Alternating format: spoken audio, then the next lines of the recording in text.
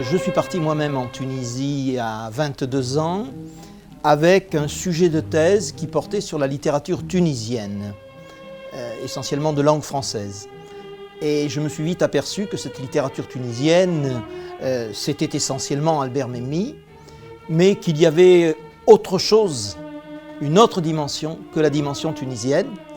Et cette dimension, c'était la dimension juive, dont personne ne parlait à l'époque. Memmi en Tunisie, Feraoun, Dib, Mamri en Algérie, Sefrioui et Shraibi au Maroc.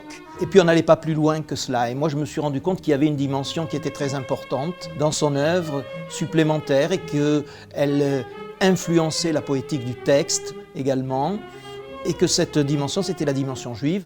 Cher Albert Memmi, c'est avec un grand plaisir et un grand honneur qu'aujourd'hui, au nom de l'American Sephardi Federation et au nom des communautés séfarades du monde entier, que je vous remets la Pomegranate Award, cette récompense grenade, pour l'ensemble de votre œuvre, pour votre engagement humaniste et bien sûr pour votre contribution à la littérature mondiale.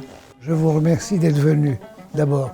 En même temps, l'atmosphère d'amitié que vous avez amenée avec vous. Mais vous savez, vous me posez un problème qui est quasiment insoluble. C'est que, au fond, la littérature, quand c'est pas de la fumisterie, c'est une littérature de gare, par exemple, en fait, vous découvre, en faisant une œuvre de littérature, vous découvre que vous ne savez pas. En même temps, vous découvrez les choses et en même temps, on découvre que vous faites quelque chose et vous ne connaissez pas la signification exacte de ce que vous faites vous-même, sur vous et sur les gens qui vous entourent. Et alors, vous avez voulu aujourd'hui vous demander qu'est-ce que c'est que les séfarades.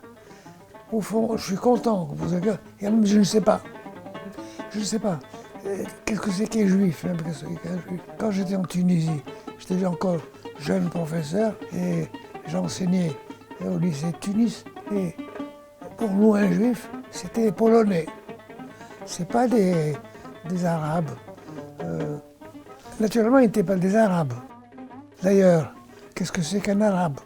Avec mes amis arabes, je dis aussi, mais vous ne savez pas, vous n'êtes pas plus arabe pour moi.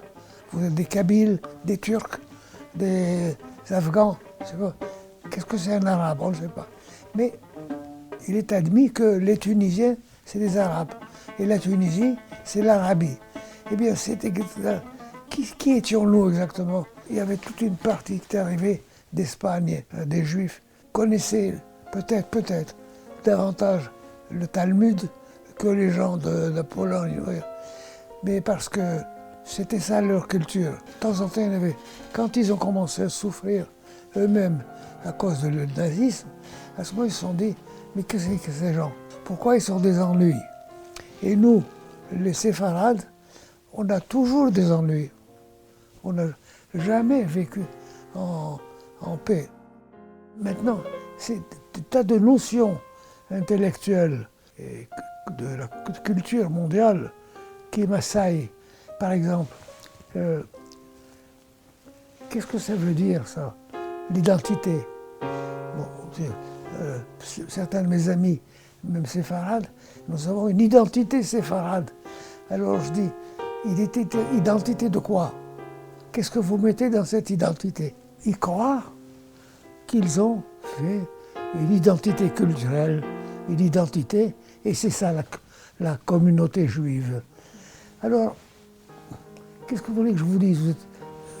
Je vous remercie de me poser toutes ces questions et d'être venu ici avec vos appareils et votre amitié. Mais je n'ai pas de réponse. Et actuellement aussi, je me dis, qu'est-ce que tu veux comprendre dans tout ça? Qu'est-ce que tu veux comprendre? Ce que tu peux, au moins, c'est aimer tout le monde. Et j'avoue que là, j'ai un peu une espèce de révolution intérieure. L'histoire, c'est un carnaval. Un carnaval plus ou moins tragique. Parce qu'on va épurer choisir le meilleur. Et si on demandait aux Français de Tunisie, ceux qui ne sont pas partis, de qui ils sont exactement, ils ne savent pas non plus, vous savez. Personne ne sait exactement qui il est. Alors qu'est-ce qu'il faut faire? Eh bien écoutez, on va s'aimer. Voilà.